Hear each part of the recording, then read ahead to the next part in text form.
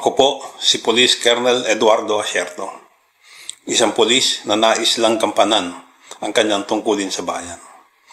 Isang pulis na idinidiin at pinag-iinitan dahil sa katotohanan ng aking natuklasan. Ito ang mga nakaraang ilang taon habang isinasagawa sa buong bansa ang war on drugs.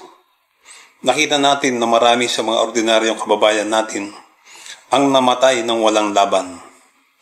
Bibihira ang mga malalaking tao na involved sa illegal na droga ang nahuhuli o namamatay. Nakapagtataka na parang ang mga maliliit lamang ang pinupuntirya at tinahabol ng ating gobyerno. Gusto kong lansagin ang malalaking grupo at makulong ang malalaking tao na nasa likod ng illegal na droga. Ito po ay ang mga dayuhan sa ating bayan. Ang mga Inchik, Taiwanese at Meksikano. Ang tropa ko po ang nakahuli sa Meksikanong si Horacio Morales na nahatulan ng habang buhay ng Makati RTC kailan lamang. At sa aking pag-iimbestiga, natuklasan ko na ang ating Pangulo, si Presidente Rodrigo Roa Duterte, ay laging may kasamang dalawang taong matindi ang involvement sa illegal na droga. Ito ay sina Michael Yang at Alan Lim. Sumagi sa isip ko noon, baka hindi alam ni Presidente na itong mga pinag-ihinalaang mga drug lord. Paano kaya niya nakilala ang dalawang ito?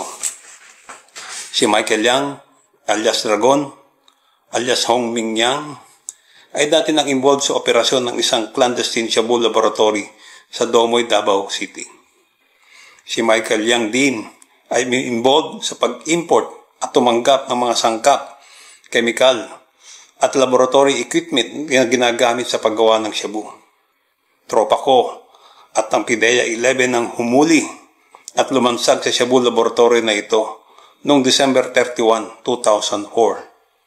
Si Presidente Rodrigo Roa Duterte ang mayor noong panahon na yon.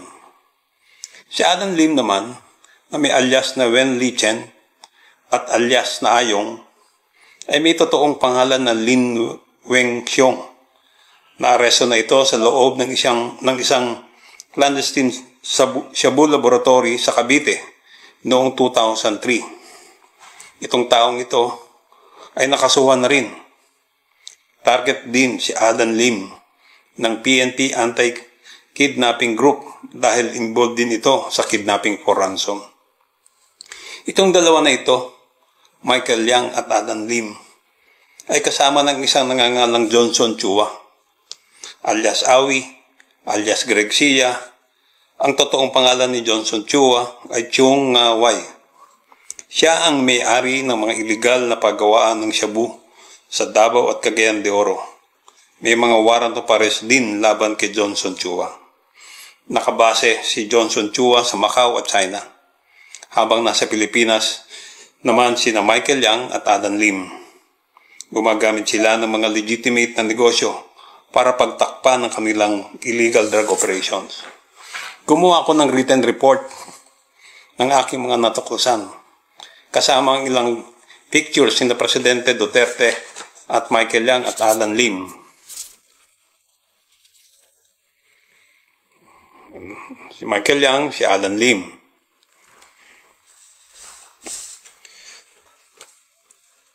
Na magkasama sa napakaraming lakad. Panahon ng eleksyon noong eleksyon 2016, magkasama na sila.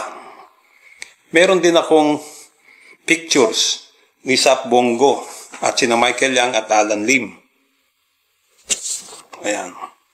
Si Alan Lim, si Michael Yang, si Alan Lim, si Michael Yang.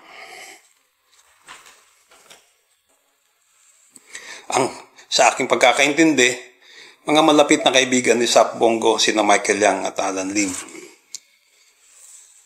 Sinumiti ko ang written report na ito at inilagay sa kalaman ng aking mga hepe sa kapulisan na sina General Ronald Bato de la Rosa noong December 2017 at General Oscar Albayalde noong May 2018. Wala silang aksyon na ginawa. Bagkus Ako'y inilagay sa floating status ni General De La Rosa. Ipinalam ko din ang report na ito sa Director General ng PIDEA na si Aaron Aquino.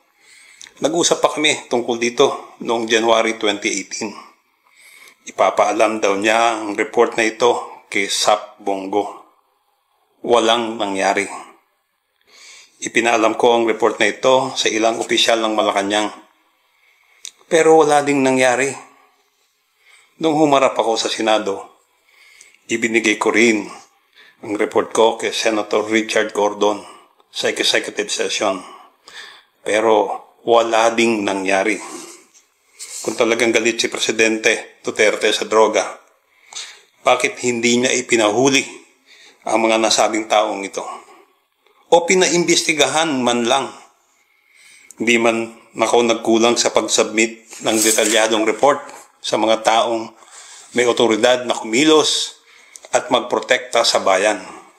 Ang masakit, ako na nagtatrabaho para malansag ang illegal na droga sa bansa natin, ang siya ngayong idinidiin sa inilabas na matrix ni President Duterte. Inilabas po ito sa kalagitnaan ng hearing tungkol sa magnetic lifter, na kung saan ako po ay isang resource person. Ako daw at ilang mga dati kong tauhan ay protektor at kasama sa sindikato ng illegal na droga. Ang nakakagulat ay si Presidente Duterte po ang unang naglabas ng pangalan ni Michael Yang. Bakit? Alam niyo, 27 years ako sa police force. 18 years nito sa anti-illegal drugs operations. Kapag ganoon po katagal ang involvement sa isang bagay, may instinct na po kaming mga pulis. Marami akong tanong. Bakit poster, user ang description niya kay Michael Yang? Kung poster at user ang description, bakit consultant ng presidente? Kung galit ng presidente sa droga, bakit kasama-sama lagi? Ang ginawa ko lang, kung tutuusin, ay nag-imbestiga ako ng mga matataas na tao na involved sa droga.